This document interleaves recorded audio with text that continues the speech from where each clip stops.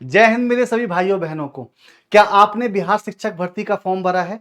क्या आपको भी लगता है कि हम बिहार शिक्षक को निकाल लेंगे और थोड़ी सी समस्या हमें रीजनिंग और मैथ्स में मिल रही है, तो उसकी समस्या आप लोगों की सुलझाने यानी कि teaching exam by MD classes आपके लिए आ चुका है। और आज मैं आप लोगों को मात्र केवल 10 मिनट में 10 से 15 सवाल कराऊंगा, जो आपके एग्जाम में ना 15 से 20 नंबर आएगा, लिख के रखिएगा। और अगर आपको वीडियो अच्छी लगी हो तो भाई आप सभी लोग वीडियो शेयर करना और वीडियो के कमेंट सेक्शन में बताना कि क्या तुम्हें ऐसी वीडियो डेली चाहिए या फिर किस किस टॉपिक पर चाहिए। ये इतना प्यार तुम लोगों को देना है। तो मैं शुरुआत करता हूं। जो हमारे बिहार शिक्षक की भर्ती आई है लगभग 1,70,000, उसमें रीजनिंग का वेटेज भी आप जानते हैं बहुत अच्छा है ना, रीजनिंग और मैथ्स का। तो 2023 में इसका एग्जाम 24 अगस्त को होने जा रहा है। तो चलिए शुरुआत करते हैं पहले टॉपिक से।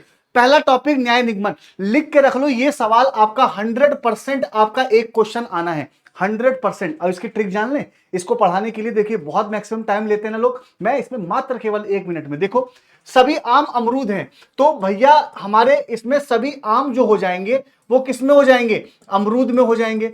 सभी आम किस में हो जाएंगे? अमरूद में हो जाएंगे। और सभी अमरूद भी सेब हैं, तो भैया सारे के सारे अमरूद भी किस में आ जाएंगे? सेब में आ जाएंगे। इसके बाद कह रहा है सभी सेब लीची हैं, तो सभी सेब भी किस में आ जाएंगे? लीची में आ जाएंगे। ये तो बन गया कथन। जो कथन दिया था हमें यहां पर, ये वाला तीनों कथन, इन तीनों कथन को ड्रॉ कर दिया। अब कह रहा है सभी आम लीची हैं, तो आम और लीची, जब सभी आम अमरूद में चले गए, सभी अमरूद सेब में चले गए, सभी सेब लीची में चले गए, तो इसका मतलब यह है कि सभी आम भी आपके लीची में चले जाएंगे। यानी कि ये वाली बात तो सही है। अरे बोलो हाँ या ना, ठीक है ना। सभी अमरूद लीची हैं, भैया सभी अमरूद भी तो लीची में चले जाएंगे। अरे बोलो हाँ या ना, क्लियर है कि नहीं क्लियर है। और सभी लीची सेब हैं, तो सभी लीची सेब में नहीं जाएंगे, तो ये वाली बात गलत है। अब आप कहेंगे सर आपने ट्रिक क्या बताई? देखो जब हम अंदर से कहां जाते हैं?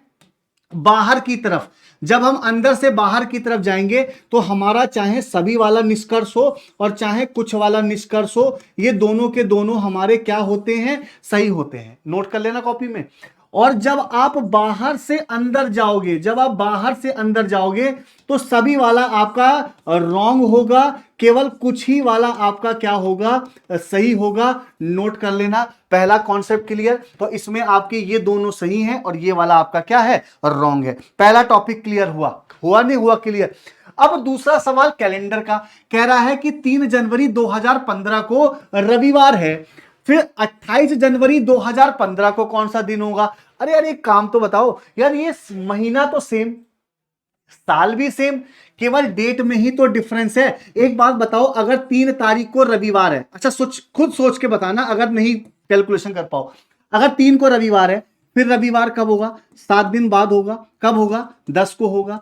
फिर रविवार कब होगा? फिर रविवार 7 दिन बाद होगा। कब होगा? 17 को होगा।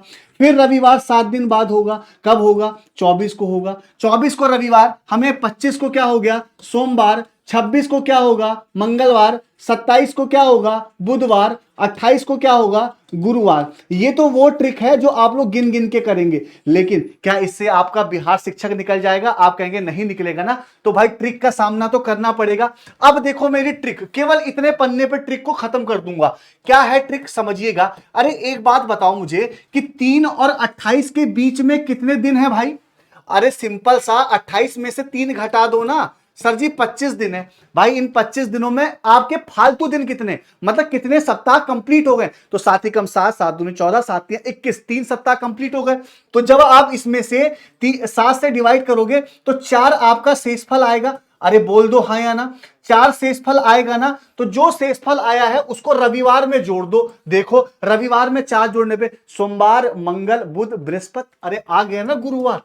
अरे आ गया ना गुरुवार। अरे बोलो एक बार कमेंट करके, अगर यहां पर गुरुवार आ गया तो क्या ये लंबा प्रोसेस करने की कोई जरूरत थी? आप कहोगे नहीं गुरुजी, यही मस्त है ट्रिक, यानी कि दिनों घटा के जो भी शेषफल आए जोड़ दो।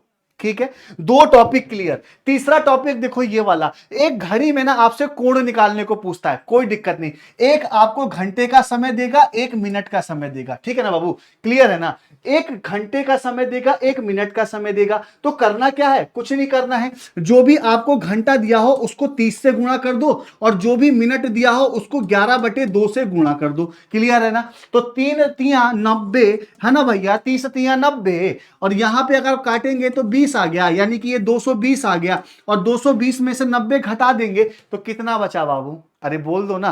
देखो अगर नहीं घटा पाओगे, 0 में से 0 गया, 12 में से 9 गया, तो कितना आ जाएगा 3 और 1 का 1, यानी कि 130 डिग्री का कोण बनेगा। ये आपका तीसरा सवाल भी क्लियर हुआ। बोलो तीसरा सवाल भी क्लियर हो गया ना, है ना। यानी कि घंटे को हमेशा गुणा किससे करनी है, 30 से, मिनट को किससे गुणा करनी है, 11/2 से। अरे बोल दो एक बार, क्लियर है ना। चलिए 3 सवाल क्लियर। अब ये कोडिंग डिकोडिंग का सवाल है, बड़ा आसान सवाल है भैया। क्या है सुनो भैया, यहां पे एफ है, यू है, एन है, एस है। क्या आपको जो स्थाई मान होता है, यानी कि अक्षर का, क्या आप लोगों को स्थाई मान याद है? सभी लोग कमेंट करके बताइएगा। अगर स्थाई मान याद है, जैसे A1 पे होता है, B 2 पे होता है, D आपका 4 पे होता है, J आपका 10 पे होता है, P आपका 16 पे होता है, T आपका 20 पे होता है। अगर ये सब याद है तो क्या दिक्कत है। देखो S आपका 19 पे होता है, लास्ट से चलो, N 14 पे होता है, लास्ट से चलो, U आपका 21 पे होता है, लास्ट से चलो, F आपका लास्ट से होता है 6 पे चलो, बस बात खत्म। अब तो हमें देखना ही नहीं है ना भैया, अब हमें नहीं देखना। यानी कि C कितने पे होता है, 3 पे, तो लास्ट में 3। O 15 पे होता है तो लास्ट से 15, O 15 पे होता है तो लास्ट से 15, और K 11 पे होता है तो लास्ट से 11, S 19 से होता है लास्ट से 19। यानी कि आपको इस तरीके का कोड आपको निकाल के देना है। क्लियर है कि नहीं क्लियर है, बात समझ में आ गई ना। जैसे देखो T का कोड क्या होता है, 20 होता है, I का कोड 9 होता है, H का कोड 8 होता है, O का कोड 15 होता है, और R का कोड 18 होता है। क्लियर है ना। तो इसका मतलब अक्षर का स्थाई मान से भी आपको एक क्वेश्चन आएगा, लिख लो एकदम नोट करके, ठीक है। चलो भाई, काउंटिंग ऑफ ट्राइंगल, अरे इसमें क्या दिक्कत है, कुछ नहीं। अगर जब भी आपको इस तरीके का ट्राइंगल दे दे और आपसे कहीं गलती से कह दे मुझे इसका मान बता दो, कोई दिक्कत नहीं है, 1 2 3 नंबर लिख लेना, लिख लोगे ना बाबू। इसके बाद आपको इन नंबरों को जोड़ना, 3 2 5 और 1 6, हो गया सवाल खत्म, खत्म। इसमें 6 ट्राइंगल है, खत्म। अब इसको देखो, 1 2 3 4, 4 3 7, 7 2 9 और 1 10, इसका टोटल कितना आया 10। इसमें इतने ही ट्राइंगल है बाबू, इसमें आपके इतने ही क्या हैं, ट्राइंगल है। कितने सवाल खत्म, 5, यानी कि 5 टॉपिक खत्म कर दिए। देखो इसमें आपको क्या गिनना है, सर्किल, आपको इसमें वृत्त बताना है, यानी कि आपको इसमें सर्किल बताना है कितने होंगे। अरे खत्म भाई, 1 2 3 4, ये 5, ये 6, ये 7 और ये 8, 8 ही तो हैं। अब ये टुकड़े वाले आपके सर्किल नहीं है, यानी कि इसमें आपके सर्किल कितने हैं, 8 हैं। अब इसमें आप चाहे पूरा गिन लेना और आंसर देख लेना, आपका आंसर 8 आएगा। खत्म सवाल। कितना आसान सवाल था बताइए ना, कोई दिक्कत था किसी को। अब देखो इसमें आप 4 दिशाएं होती हैं, आपको पता है ऊपर कौन सी होती है, उत्तर होती है, और इसके विपरीत कौन सी होती है, दक्षिण होती है। इधर कौन सी होती है, पूरब होती है, और इधर कौन सी होती है, आपकी पश्चिम होती है। क्या समझ में आया कि नहीं आया। सबसे पहले राम किस दिशा में देख रहा है बाबू, उत्तर दिशा में देख रहा है, यानी कि वो इधर मुंह करके खड़ा है। वह वहां से घड़ी की दिशा में 90, घड़ी की दिशा में 90, तो अब वो कहां आ जाएगा, पूरब में आ जाएगा। अरे बोलो हाँ या ना। इसके बाद वो घड़ी की विपरीत दिशा में घूम रहा है, यानी कि विपरीत दिशा, इधर पहले घूमेगा फिर इधर, अब वो इधर आ गया, तो कह रहा है कि अब वह किस दिशा में देख रहा है, तो अब वो किस दिशा में देख रहा है, तो आपका आंसर इसमें क्या आ जाएगा, पश्चिम आ जाएगा। अरे बोलो क्लियर है कि नहीं क्लियर है ना। टोटल कितने टॉपिक, 7 टॉपिक क्लियर किए आपके, ठीक है। अब देखो यहां पे आपको रैंकिंग का क्वेश्चन है, एक बात लिख लीजिएगा, आपको कुल निकालने को बोला है, कुल निकालने को। जब किसी एक ही पंक्ति में, जब किसी एक ही व्यक्ति की पोजीशन बाएं और दाएं से मिल जाएगी ना, तो आप टोटल निकाल पाएंगे। ये एक फॉर्मूला है जो आपको हर कोई बताता होगा, एक बताता है ना। अब देखो इसमें बाएं से पोजीशन, एक पंक्ति में राम की कितनी दे रखी है आप लोगों को, 10वीं, और उसी पंक्ति में दाएं से पोजीशन कितनी दे रखी है, 20 और माइनस का 1, तो 20 10 30, 30 में से एक गया तो कितना बचा आपका 29, यानी कि यहां पर आपके टोटल कितने हैं, 29। हो गए ना 8 टॉपिक खत्म, है ना। अब बताओ इसमें स्क्वायर बताना है, क्या दिक्कत है, नंबर लिखो ना, 1 2 3 4, 1 2 3 4, अरे 4 इधर 4 इधर, खत्म कहानी। सबका स्क्वायर करके जोड़ दो, यानी 1 का स्क्वायर प्लस 2 का स्क्वायर प्लस 3 का स्क्वायर प्लस 4 का स्क्वायर। 4 का स्क्वायर 16, 3 का स्क्वायर 9, 2 का स्क्वायर 4, 1 का स्क्वायर 1। तो 4 और 1 5, 5 और 9, 5 और 9 14, 14 और आपका 16 कितना हो गया 30। यानी कि इसमें कितने आपके वर्ग हैं, इसमें आपके कितने वर्ग हैं, यानी कि इसमें आपके कितने स्क्वायर हैं, तो स्क्वायर आपके हैं 30। क्लियर है ना? अरे बोल दो एक बार हाँ या ना। तो ये आपको मैंने लगभग 10 मिनट से भी कम में आपको मैंने 8 टॉपिक क्लियर कराए। समझ में आया? मजा आया ना? अगर आप ऐसे ही टॉपिक रोज चाहते हो ना, तो एक बार प्यार से दिल से नीचे कमेंट कर दीजिएगा और वीडियो को शेयर कर दीजिएगा।